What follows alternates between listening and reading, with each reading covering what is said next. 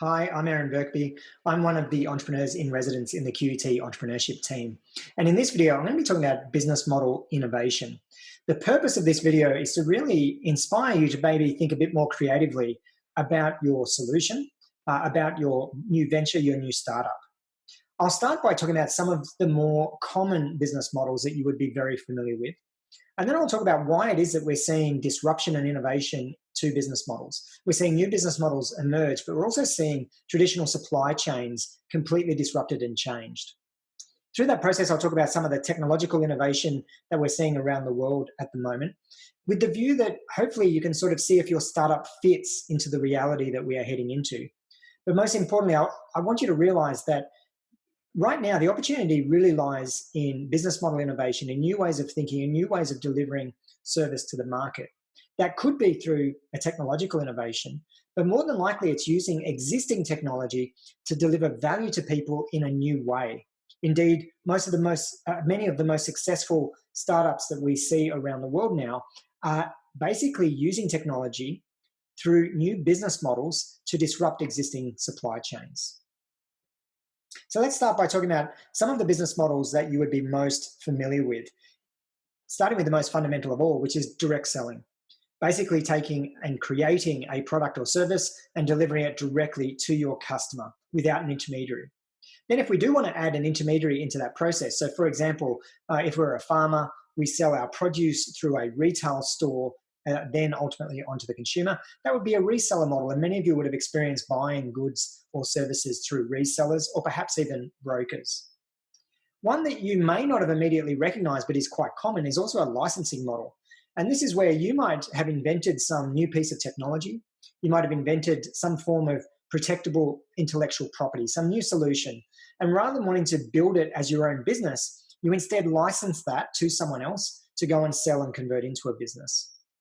And finally, one that you would be very familiar with nowadays, which is a two-sided marketplace. And Uber would be a great example of this. One side of the marketplace are drivers with their own vehicles, and the other side of the marketplace are riders who want a lift. That's an example of a marketplace model.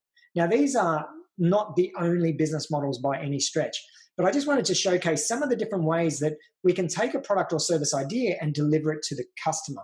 Because ultimately, there's one question around, is our product or service wanted by the end user? But the next question also is, how is it wanted? How should we deliver it? And what's the best way for us to structure our business to end up with a viable, sustainable, repeatable business model? So if you're still in the early stages of validating your idea, it is important to start thinking about how you might take this idea to market. But also what you might find is that your solution doesn't have to be a technical product or service, and instead it could just be a new way of delivering a value to a customer.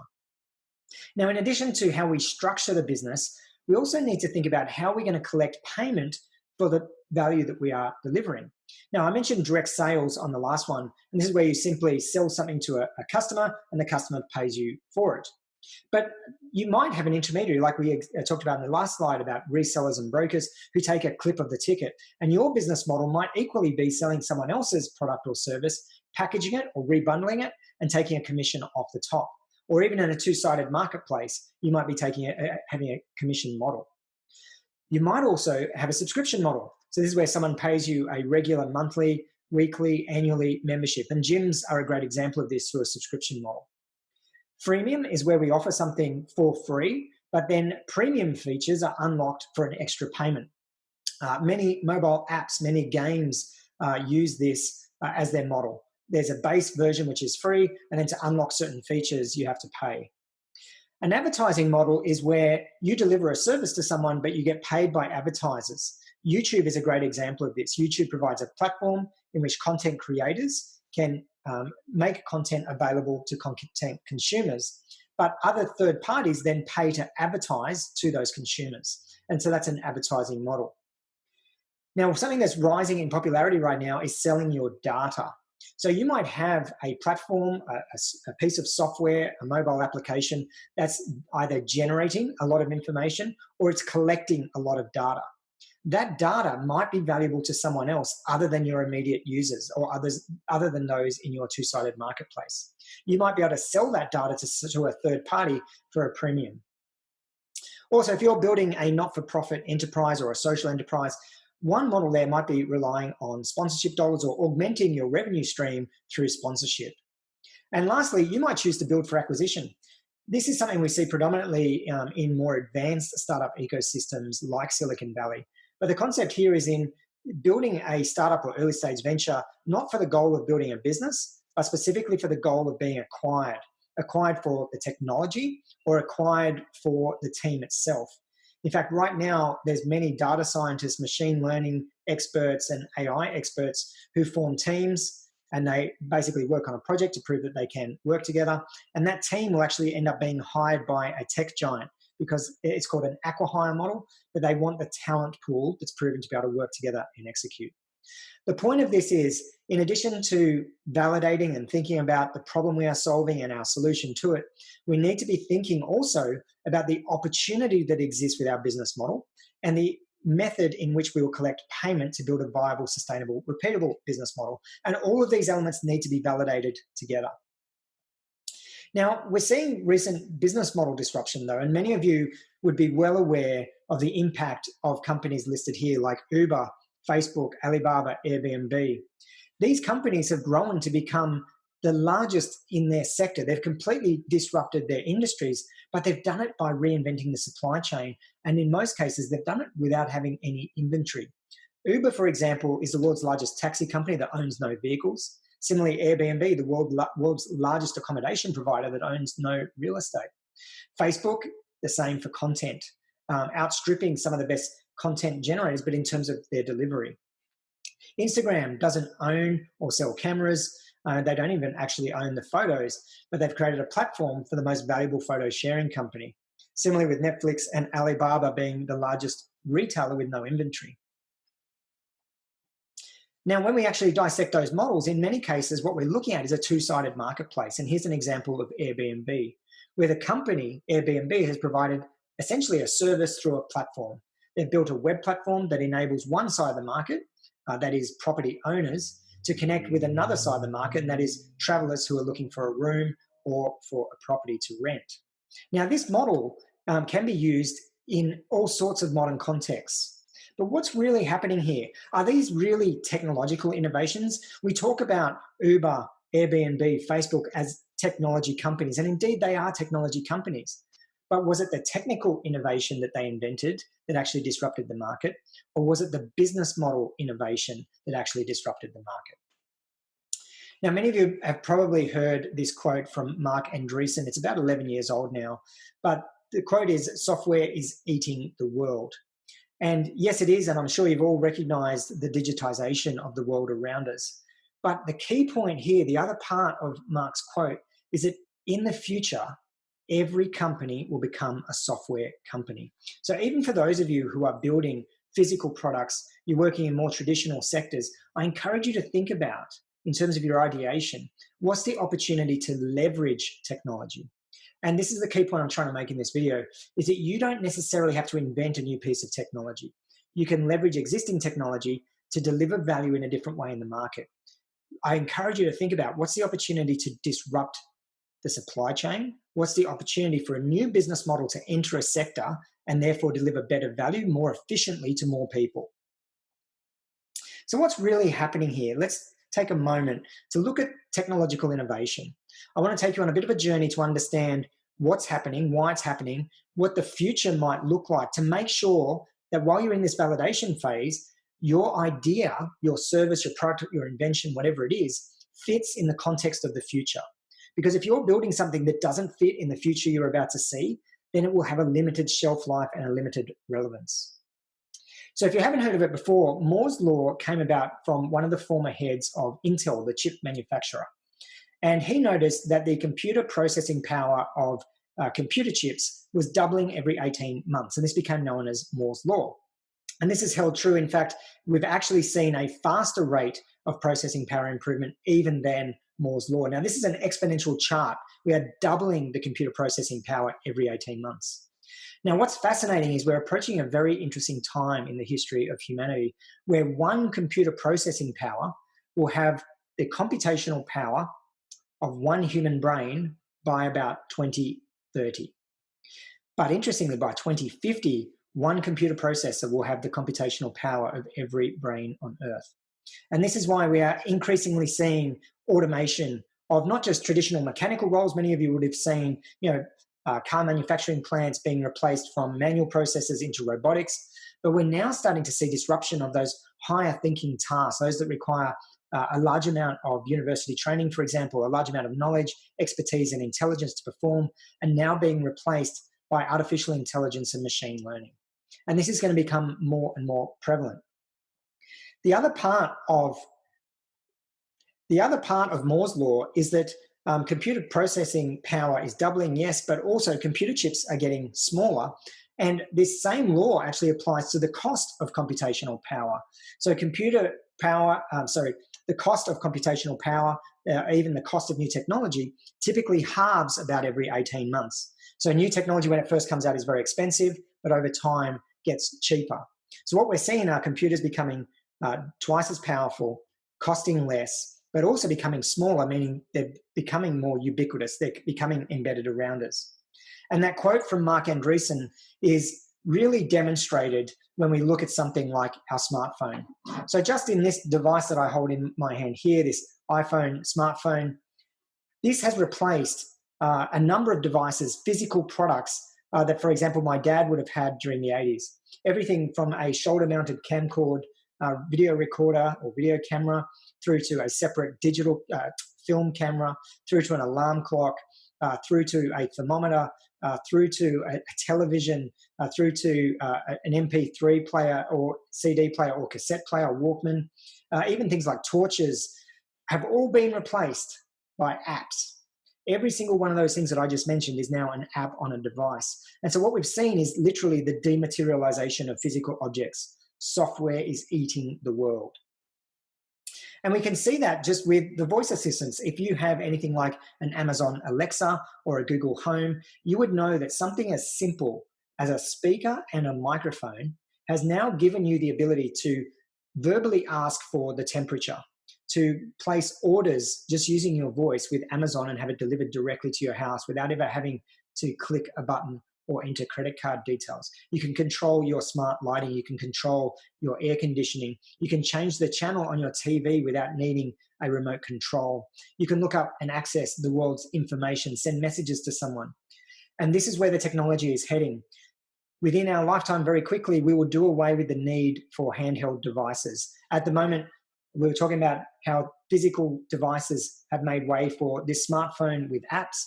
In the future, computers will just be ubiquitous around us. They will be embedded into the physical infrastructure of our world. They will even be embedded into our bodies to the point that we won't need something like a handheld smartphone. The world will just be smart around us. Right now, we're seeing the rise of drones and product delivery through drones. Amazon has a number of patents for drone delivery, and we've started seeing this during COVID-19, where medical supplies were delivered by drones. Here in Australia, we have surf lifesaving drones now that have actually even rescued people from the ocean. Meanwhile, we have autonomous vehicles. Uber is trialing a number of autonomous vehicles. Over 9 states in the US already make it legal for cars to drive autonomously. Keep in mind that we already have the technical capacity for cars to drive without anyone in them. That technology already exists. It's actually our legislation, our ethics and society that's catching up, that still requires there to be a human occupant inside the car. But if you fast forward and we end up with a fleet of fully autonomous vehicles that can drive around without needing anyone in them, we can create these car swarms, these vehicle fleet swarms. We won't need parking stations anymore. Instead, cars will just automatically drive around and move to where they're needed when they're needed. At the moment, we each own a car, drive to our work, park it, drive home, park it.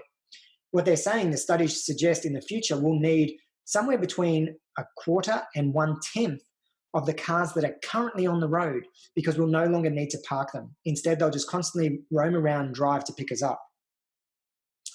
Uber is also experimenting with drones to carry passengers and aims to actually have human trials and drone trials in Los Angeles this year. So coming to a city near you will be the ability to get a drone autonomously arrive, pick you up, vertical takeoff and landing, and take you to your place of work. But think about what this means for cities. For those of us who live within a city for proximity to our work, suddenly through access to airspace and through drone travel, we'd be able to live further from work and have the same commute time. It opens up more regional areas to more populations, decentralizing the populations away from city centres. Also look at infrastructure such as power lines. So at the moment, or historically, power was delivered from something like a coal-powered power station or a solar farm through this heavy infrastructure that requires significant investment and maintenance into our homes. But now through the combination of smart renewable energy sources such as solar panels, but also through battery packs in homes such as the Tesla Powerwall, we can now go completely off-grid. And increasingly, houses are going off-grid. And what that means is the cost of the maintenance of the power line infrastructure and power plant infrastructure is now being borne by fewer and fewer people. In other words, our living expenses are going up, our power costs are going up by virtue of having to maintain this infrastructure for fewer and fewer houses as more shift off-grid. Many of you would have heard of Elon Musk's venture into SpaceX, and Elon Musk was driven by his perception that we have a limited lifespan here on Earth and humans actually need to go out and colonize other planets.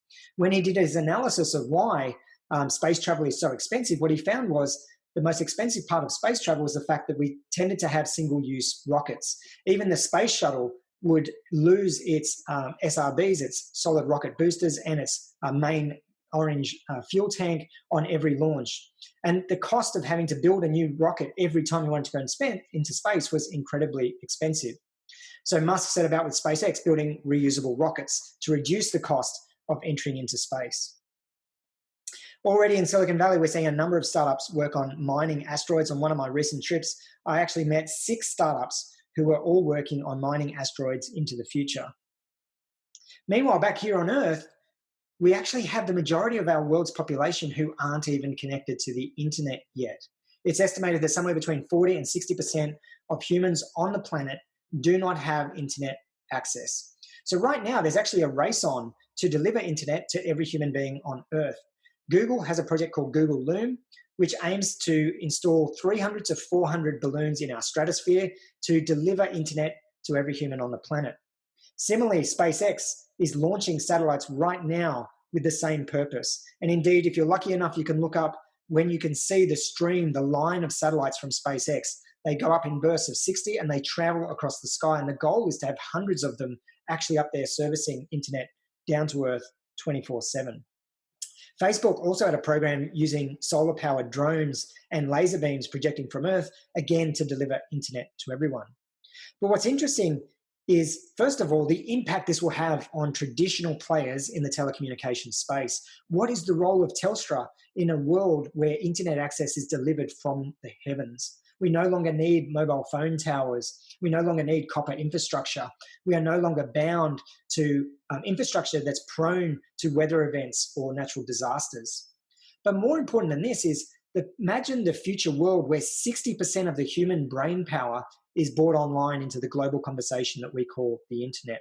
Suddenly you're enabling entirely new demographics, people with entirely different experience bases, entirely different perspectives, entirely different ways of solving problems, and now joining the global conversation. When those minds come online, it's not just consumers coming online. These are new business owners. These are the new inventors. These are the new scientists. These are the new leaders. These are the new change makers who will be entering into the internet for the very first time and significantly changing the landscape of society in the process. Many of you would have also seen 3D printers. You might find these in schools, within universities, within public libraries. You might even own one in your home. And when they first started, again, they were very rough. Their resolution was very poor and they had a limited capability. But obeying Moore's law, the technology improved, and every 18 months, it got twice as good and half the price. Now we're seeing 3D printers working not just with plastics, but with metals, with fabrics, and as you can see from this example, with concrete. This is actually an aged example. There's now a large number of houses that have been 3D printed, and there's individual orders for new houses in the UAE, housing estates rather, for up to 40,000 houses at a time to be 3D printed. We're also seeing this in space. This company, made in space, reinvented 3D printing to work in zero gravity. Like prior to this, if a part broke on the International Space Station, it would take up to 90 days for a replacement part to be commissioned onto a future flight. Whereas now when a component breaks on the space station, the NASA headquarters, mission control, actually emails the schematics for that part to the space station. They then 3D print it, and within 90 minutes from the problem to the solution, they have the printed component. But it doesn't just end there. Already we are seeing 3D printing of human tissue, human organs, and cartilage, like bone replacement. In fact, recently on a trip to Silicon Valley, I saw a startup that was actually doing laser 3D printing of blood cells from your stem cells. In other words, producing human blood in a lab. And we've seen this with beef. So beef is already being produced in labs from actual stem cells, meaning it is indistinguishable from real cattle. The reason I drop all these examples here isn't to alarm you, but it's to paint the picture of the future. Because if you're doing something in the agricultural sector that you are validating at the moment, it's important that you understand that the agricultural sector will change significantly in the future. Once beef is produced within factories rather than requiring animals, we reduce the animal cruelty. We reduce the need for large quantities of land to be dedicated towards farming. We reduce animal transport and livestock transport requirements. So think about the projection of your startup idea into the future of agriculture. And as you're validating, you need to be making sure that you're validating online with the future of technology. And all of these examples are hopefully painting that for you and hopefully also providing some inspiration for how you might do things differently for your industry. A good example of this locally is Maxwell MRI. This is a local Brisbane startup that's using machine learning algorithms over medical imaging data to outdiagnose cancer 10 years in advance of what it would otherwise be detected.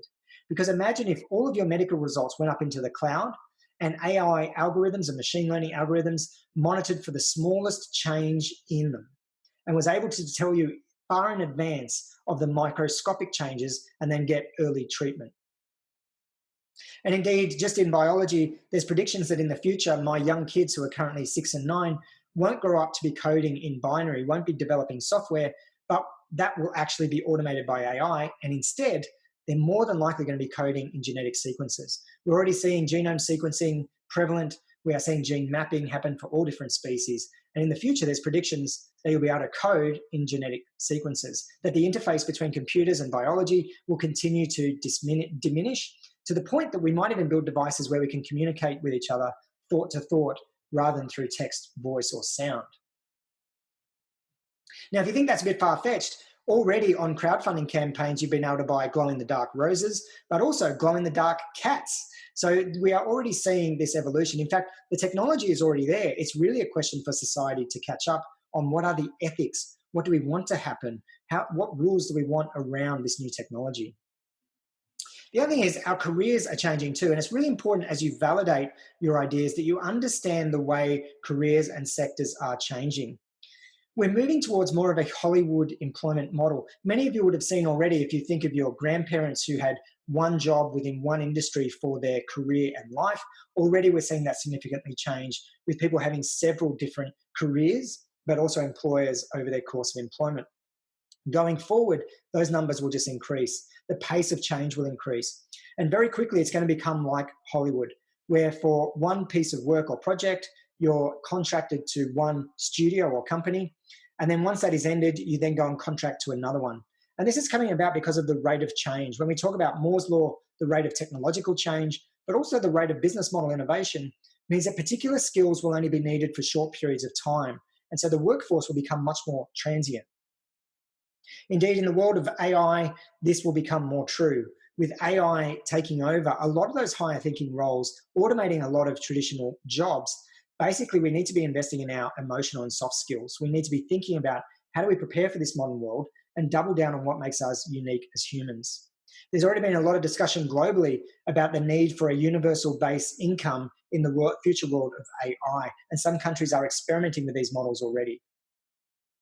But the point of all of this is, number one, to perhaps inspire some new ideas. Number two, to give you an understanding of what's been happening in the world, where technology is heading, and making sure that your venture, that your idea that you are currently validating is on the right roadmap for this future.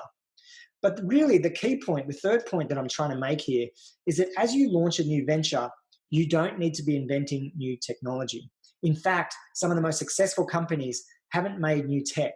Their technology is actually quite simple. But what they have done is invented a new way of doing business, a new way of delivering a service to a customer that changes or bypasses or disrupts traditional supply chains. And this comes about because everything's moving human to human. So I stole this from a billboard in Silicon Valley that said, it's the end of B2B, in other words, business to business. It's the end of business to consumer, and everything is going human to human. When you think about Uber disrupting the taxi industry, that's a perfect example of this. When you think about Airbnb, a perfect example of this. In fact, there's several examples that I gave right at the start of this talk, all validate this exact concept. We are disrupting supply chains, we are disrupting traditional business models and moving everything to be peer-to-peer, human to human. Where this is heading, though, is life by subscription. And this is what I really want you to think about today, is with your particular product or service or your idea that you're validating and testing demand for, could you switch it into a subscription model? So you'd already be familiar with subscription models for your gym. You pay a membership for gym membership, for example. Oh, no, that was a double tautology. But SaaS is software as a service. You'd be familiar with this if you use any sort of software right now, including Microsoft Office. So traditionally, if we rewind 20 years ago, when you bought Microsoft Office, you went to a store and you bought a physical product. You bought the software on a disk, took it home and installed it on your computer. But now, by virtue of the cloud, these services exist online. Something like Xero, which is accounting software used predominantly here in Australia and New Zealand, is entirely in the cloud. You don't download anything, you don't install anything, and instead you just pay a monthly subscription for access to the latest version and for all your data to be stored securely. So this subscription model concept isn't new, but it's being applied in new ways. And I encourage you to think about how it could be applied to your business to build a really viable, successful business model. Here's an example from downtown Vegas. This is a mechanical garage, so mechanics work out of this garage.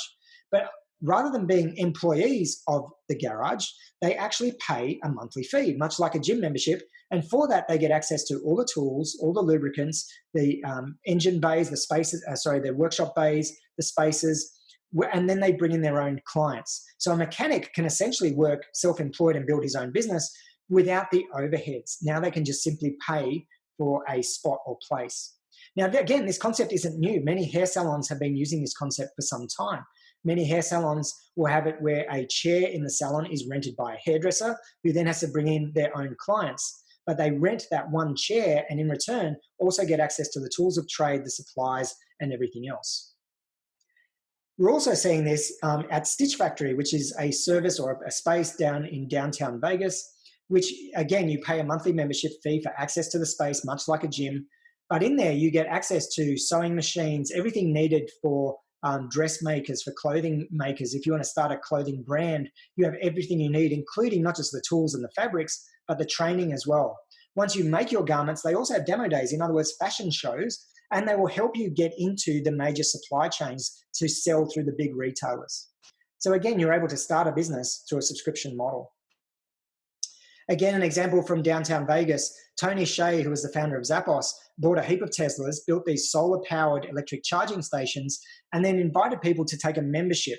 So for a monthly fee, you had access to a Tesla on demand at any time. And indeed, this is the future, this is the prediction of the future of car ownership. What they say now, the studies suggest, is that my kids will grow up and never owning a car.